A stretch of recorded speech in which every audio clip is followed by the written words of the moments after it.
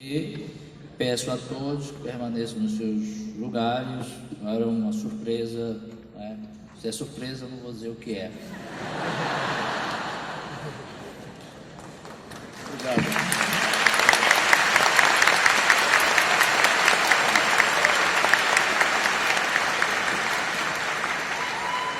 Boa tarde a todos, a todas. Em primeiro lugar, queria agradecer ao comitê organizador do Simpósio Nacional de História pelo seu convite. É um grande honor para mim pronunciar uma das conferências de abertura de um evento intelectual tão importante no contexto ideológico e político atual. Quero agradecer ao professor Maurício pela sua generosa apresentação. E como sempre, devo pedir a vocês que me perdoem as feridas infligidas à sua língua por meu português muito afrancesado. É urgente, me pareceu, uma reflexão hoje sobre as condições de possibilidade da verdade no nosso tempo de falsificação da história, de verdades alternativas e do crédito otorgado às teorias mais absurdas. Como sabemos todos, as condições da produção de um saber verdadeiro são, ao mesmo tempo, epistemológicas, discursivas e materiais. Nesta conferência, queria discutir estas condições a partir dos desafios lançados ao conceitos, às representações, às experiências do tempo e, em primeiro lugar, pela aceleração das comunicações. Devo confessar que, duradouramente, tive reticência frente à noção de aceleração da história ou do tempo, que me parecia uma fórmula vaga tornada um lugar comum. Revisei minha relutância por três razões.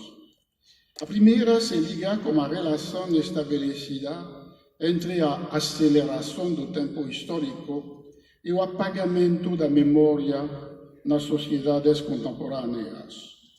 Esta observação, que foi o ponto de partida da imponente obra coletiva dirigida por Pierre Nora, o 6º volume dos Lugares da Memória, des lieux de mémoire.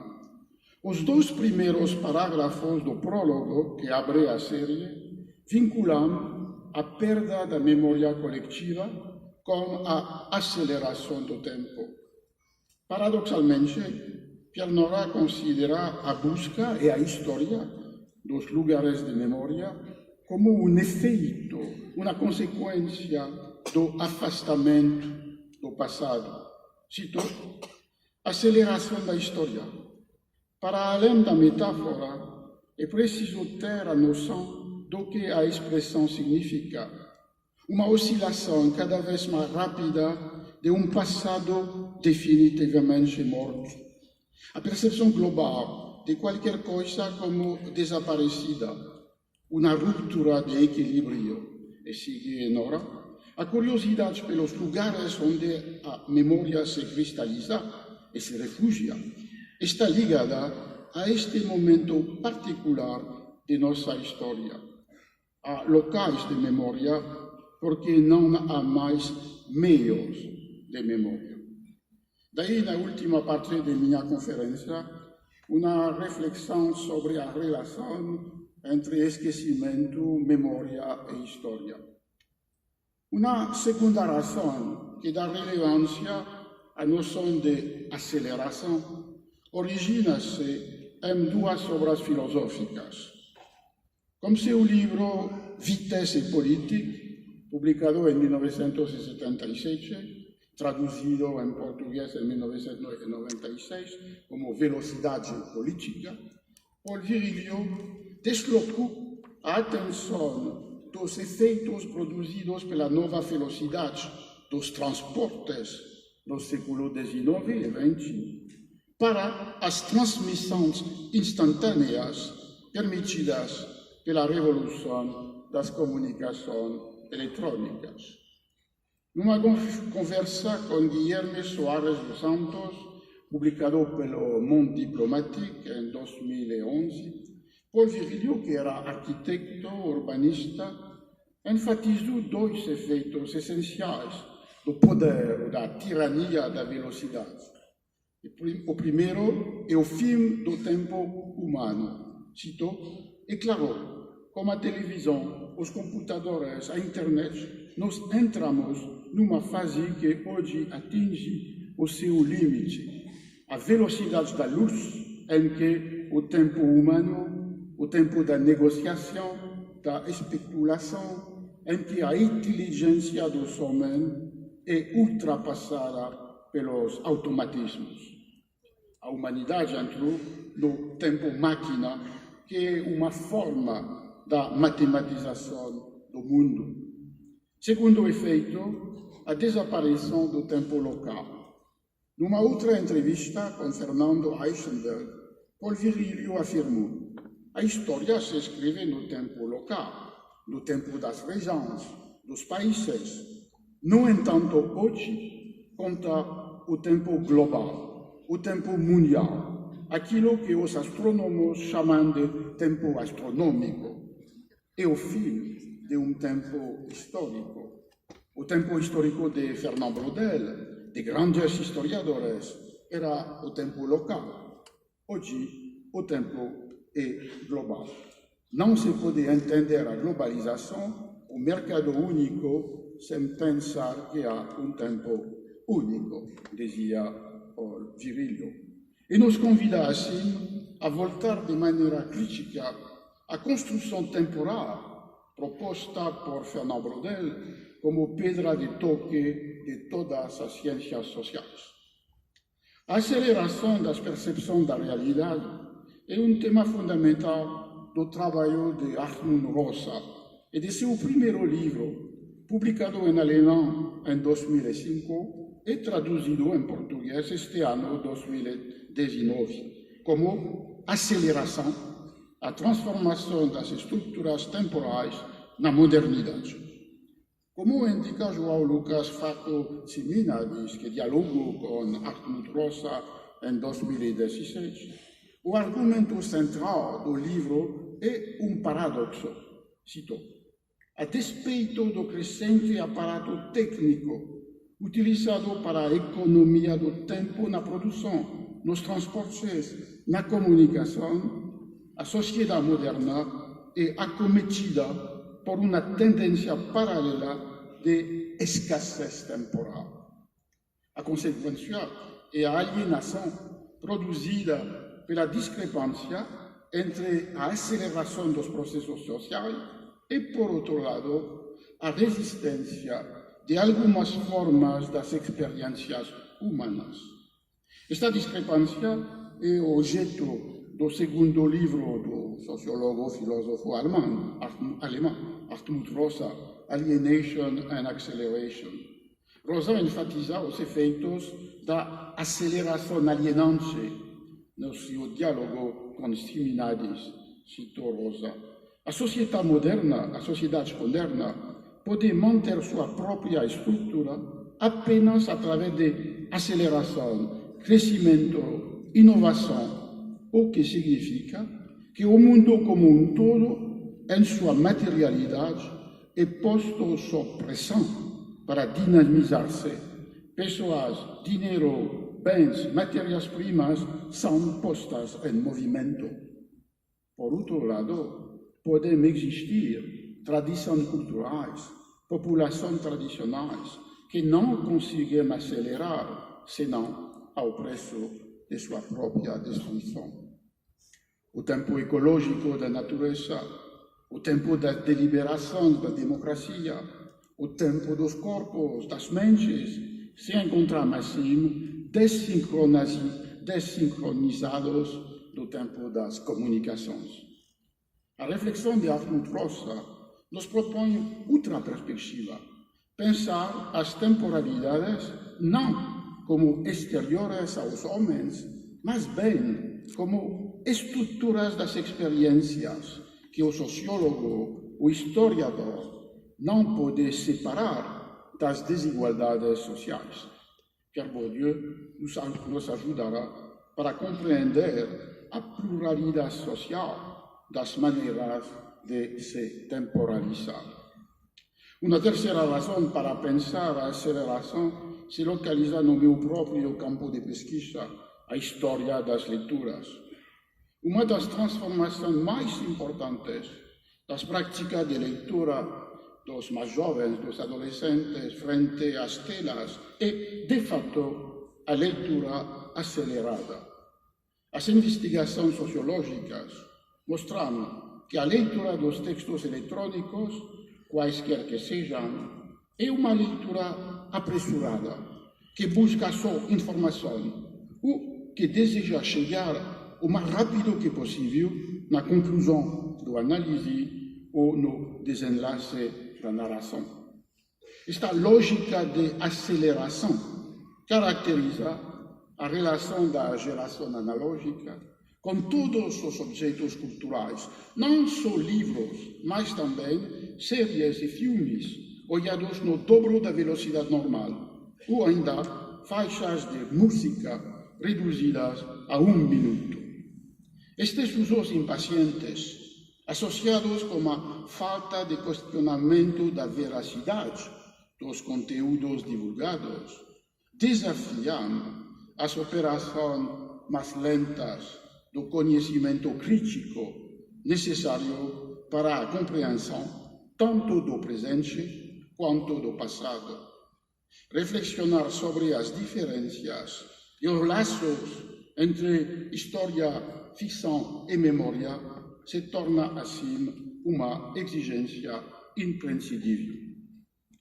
A especificidade da história, me parece, reside na sua capacidade de articular as diferentes temporalidades que se encontram contemporâneas em cada momento histórico. E semelhante construção temporal que sustentava todo o edifício da história e além da ciência social na perspectiva de Fernand Braudel. Segundo ele, no seu artigo História e Sociologia, publicado em 1958, cito Braudel, a história situa-se em patamares diferentes. Eu distinguiria de bom grau 3 patamares. A superfície, uma história evidencial dos eventos, inscreve-se no tempo curto, é uma microhistória. A meia encosta, uma história conjuntural, segue um ritmo mais largo e mais lento. Este ritmo tem sido, sobretudo, estudado no plano da vida material, dos ciclos, interciclos econômicos. Para além deste recitativo da conjuntura, a história estrutural ou de longa duração põe em causa séculos inteiros. Esta história está no limite daquilo que se move e do imóvel. E pelos seus valores muito tempo fixos, faz figura de qualquer coisa que não varia em relação às outras histórias, mas vivas a correr e a realizar-se, e que, em suma, gravitam à volta de esta. O Brasil forneceu a Braudel uma de suas imagens preferidas para fazer entender a elaboração de sua arquitetura das 3 temporalidades da história: longue durée, conjuntura, evento.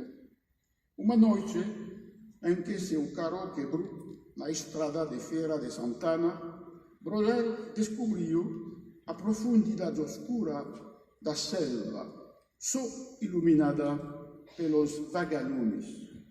Várias vezes retomo esta lembrança brasileira para fazer compreender que os acontecimentos são somente espuma de ondas da história, cujas realidades fundamentais se localizam num tempo que não é o tempo das percepções imediatas.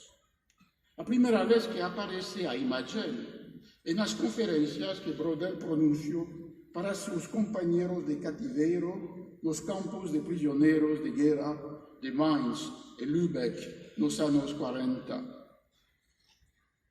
O texto, transmitido por um caderno manuscrito encontrado nos arquivos de Brodel, introduz assim as vagalumes brasileiros.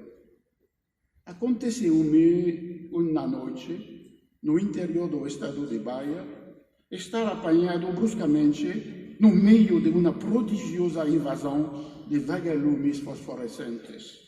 Se estiavam sem parar, mais ou menos alta, inumeráveis, em molhos ao sair dos bosques e das valas da estrada, como foguetes, de mais breves, no entanto, para iluminar o paisagem com nitidez.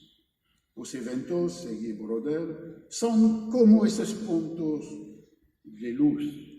Além de seu brilho, mais ou menos vivo, além de sua própria história, todo o paisagem circundante deve ser reconstruído. A estrada, as motas, a selva alta, as lateritas avermelhadas no nordeste brasileiro, os declives do terreno, os raros veículos que passam, os burros muito mais numerosos, com suas pesadas cargas de carvão vegetal. E, por último, as casas próximas, os campos cultivados. Daí, concluía Brodel, a necessidade de ultrapassar a franja luminosa dos eventos, que somente uma primeira fronteira, frequentemente é por si só uma muito pequena história. Brodel retomou a imagem dos vagalumes da selva brasileira na sua aula inaugural do Collège de France, em 1949, e mais tarde, numa conferência apresentada em 1955 no Collège Philosophique. Duradouramente, a desconfiança de Brodel para o tempo curto, para o que chamava de micro-história, se vinculou com as luzes brilhantes, mas limitadas e fugaces dos vagalumes baianos. Me parece que hoje em dia duas questões surgem enquanto o poderoso modelo das durações sobrepostas proposto por Fernand Brodel. Em primeiro lugar, elas estão, estas durações, tão irredutivelmente diferentes uma da outra. Não se deve considerar, como faz por Ricoeur em seu livro Tempo e Narrativa, que, cito, a própria noção de história de longa duração deriva do evento dramático, no sentido aristotélico de evento estruturado em trama, e que, por esse fato, os três tempos brodelianos referem-se a uma mesma matriz temporal. A longa duração do mar Mediterrâneo deve ser entendida, então, como construída segundo as fórmulas que relacionam a temporalidade dos relatos como o tempo subjetivo dos indivíduos. Na escrita do grande historiador, o tempo do mar, o Mediterrâneo, e o tempo do rei, Felipe II, estão construídos segundo as mesmas modalidades narrativas. Ricoeur opõe assim a homologia das temporalidades à sua suposta heterogeneidade.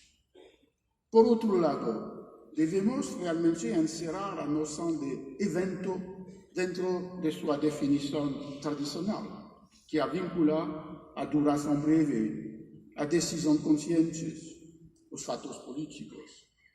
No seu ensaio Nietzsche, a genealogia e a história, publicado em 1971, Michel Foucault estabeleceu uma estreita ligação entre uma crítica devastadora à noção de origem, que supõe a existência do evento antes de seu advento, e uma profunda reformulação do conceito de acontecimento. Para Foucault, o evento deve ser situado nem na continuidade ideal da história hegeliana que o apaga, nem no acidente do curso da história ou as escolhas dos indivíduos, como quer a história tradicional, e sim como o surgir a história efetiva de Nietzsche dentro do que aparece como o mais oposto ao tempo curto da superfície da história, ou seja, as transformações das relações de dominação. Cito Foucault, por evento, se deve entender não uma decisão, um tratado, um reinado, uma batalha, mas a inversão de uma relação de forças, a confiscação de um poder, um vocabulário que torna contra aqueles que os usarão uma dominação que se debilita, se relaxa, envenena a si mesma à medida que cresce outra mascarada. As forças que operam na história, para Foucault, não obedecem nem ao destino, nem à mecânica, nem aos azares da luta. Não aparecem como as formas sucessivas de uma intenção primordial, tampouco adoptam a forma de um resultado necessário. Sempre, concluía Foucault, estas forças aparecem nas circunstâncias singulares do evento. Se o evento, nessa leitura nietzschiana, permanece violento, inesperado, brutal, não designa mais a espuma dos fatos. Faz surgir e instaura as rupturas e as descontinuidades mais fundamentais.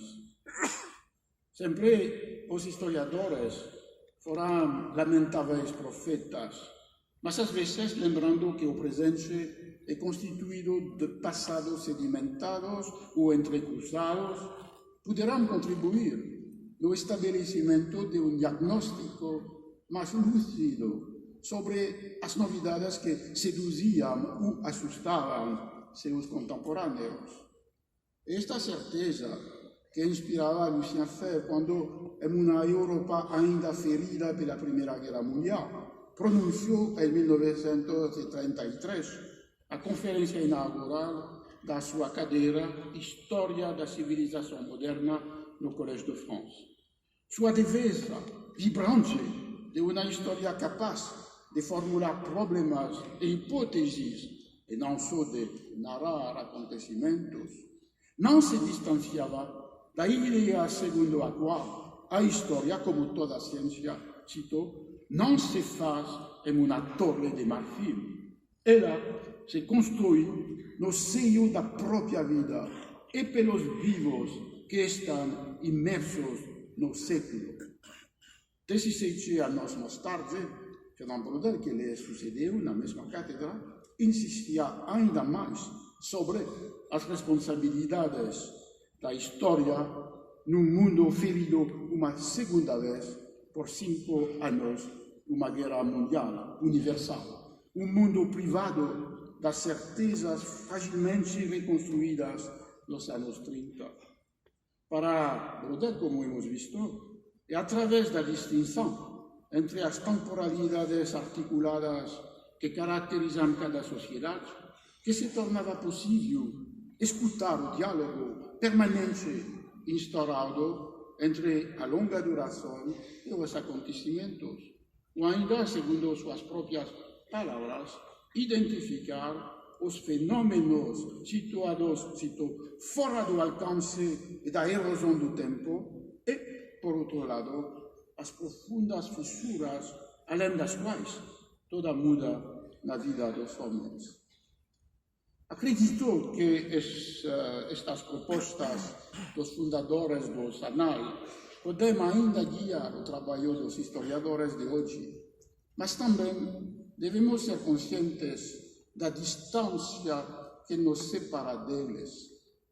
Nossa obrigação hoje não é mais reconstruir a disciplina histórica, como exigia um mundo 2 vezes em ruínas, mas entender e aceitar que os historiadores não têm mais o monopólio das representações do passado.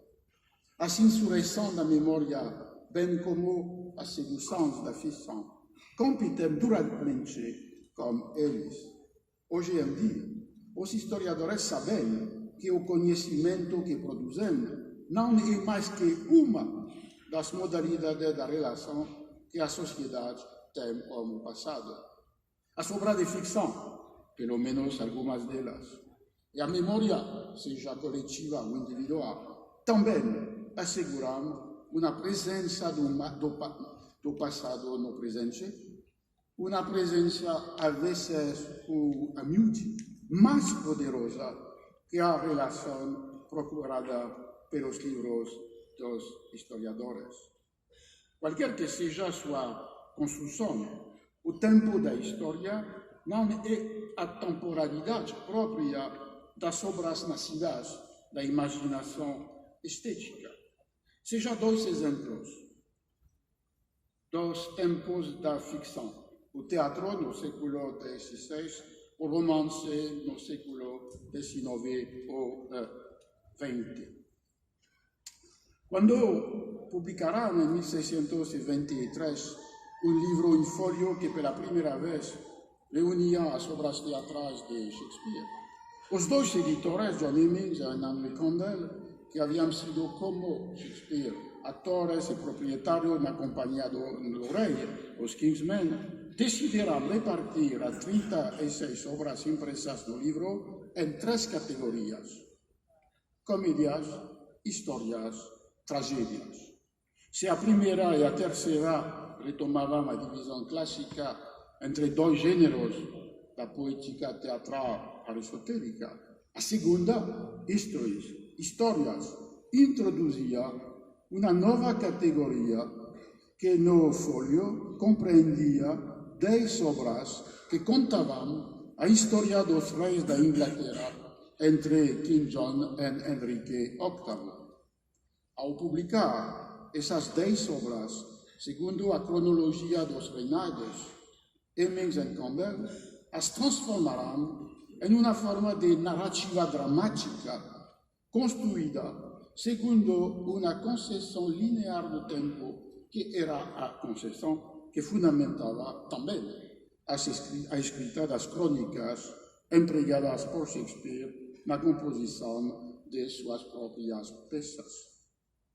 Antes da publicação no folio de 1623, as histórias, ou pelo menos algumas delas, Henrique IV, Henrique V, foram as obras de Shakespeare de maior sucesso. Elas configuraram poderosamente as experiências coletivas, físicas e mentais, as representações do passado de seus espectadores e leitores, graças às suas encenações teatrais, graças às suas edições em quarto publicadas antes do folio. Mas a história representada sobre os palcos não era a história dos cronistas, dos historiadores. Era uma história aberta aos anacronismos, uma história governada por uma cronologia, uma lógica propriamente teatrais, e não pela cronologia dos acontecimentos tais como se sucederão. A história representada sobre os palcos distorce as crônicas, transfigura os acontecimentos para propor à imaginação dos espectadores representações ambíguas do passado, caracterizadas pelas incertezas, pelas contradições, pela impossibilidade de dar um sentido único, certo, aos eventos.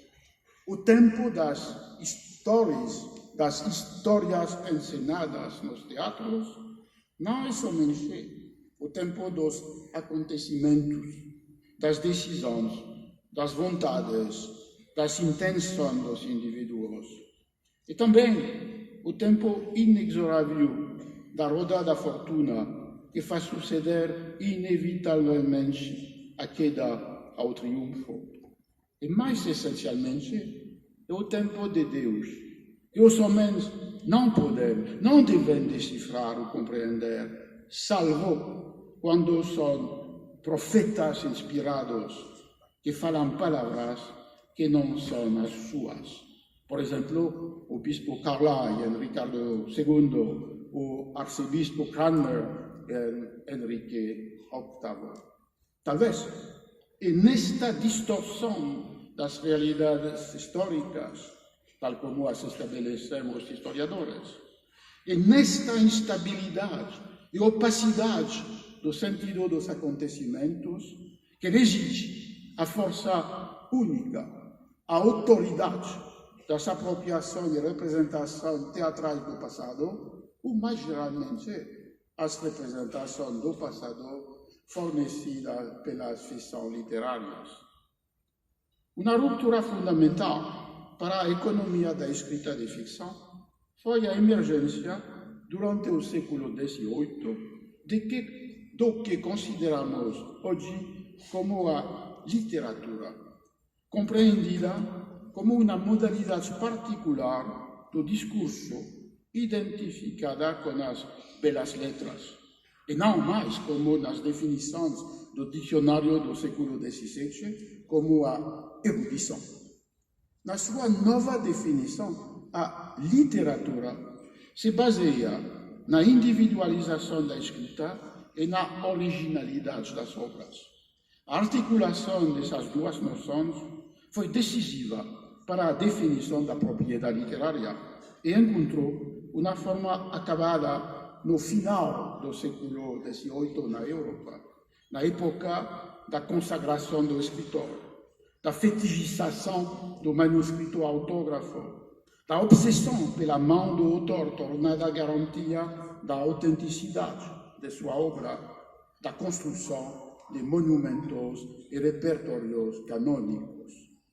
A literatura se opõe, assim, a uma economia anterior da escrita que se ensantava em outras práticas, a escrita em colaboração, o reemprego de histórias já contadas, de lugares comuns partilhados, de fórmulas herdadas, ou ainda as contínuas reescritas, as numerosas continuações de obras sempre abertas.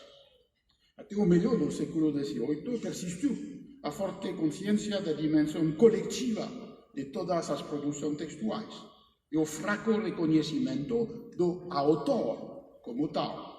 Seus manuscritos não mereciam conservação.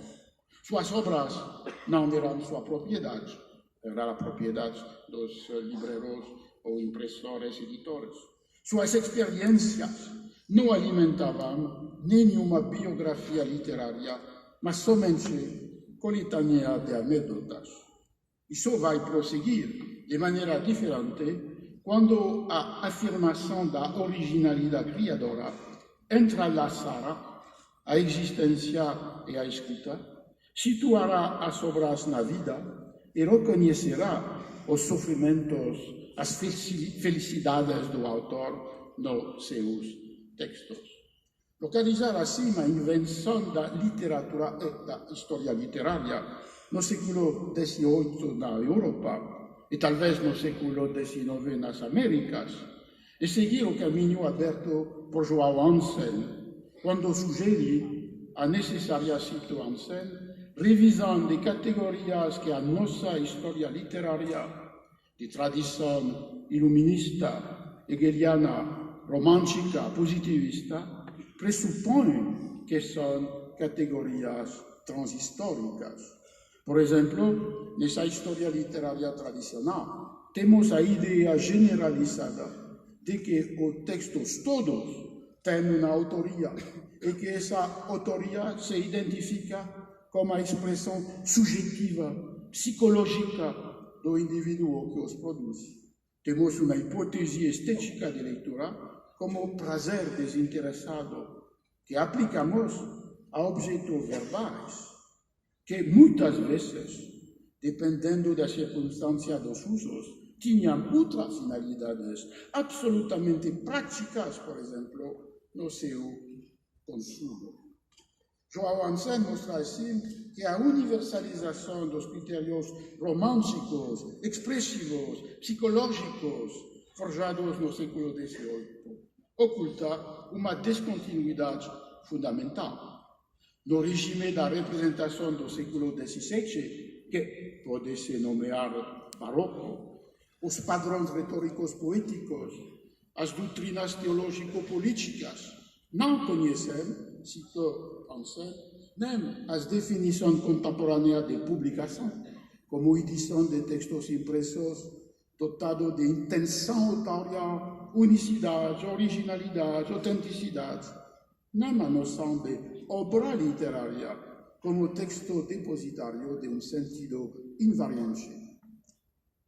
Uma vez estabelecido o sentido moderno da palavra literatura, a verdade proclamada pela escritura literária se apresentou como a verdade do mundo social inteiro, uma verdade ignorada pelos historiadores do tempo, século XIX, fascinados pelos grandes eventos, pelos indivíduos poderosos.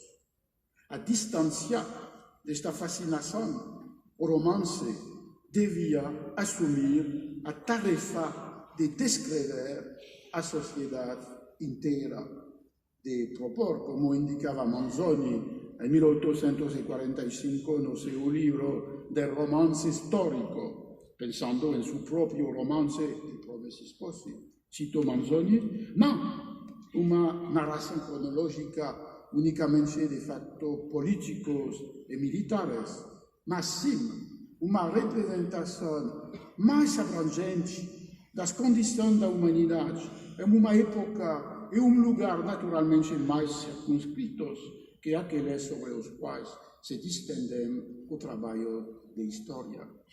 O objetivo do romance, voltado à história verdadeira, era apresentar de uma forma nova e especial, cito Manzoni, uma história mais rica, mais variada, mais refinada que aquela encontrada nas obras que normalmente trazem este nome e como por antonomasia.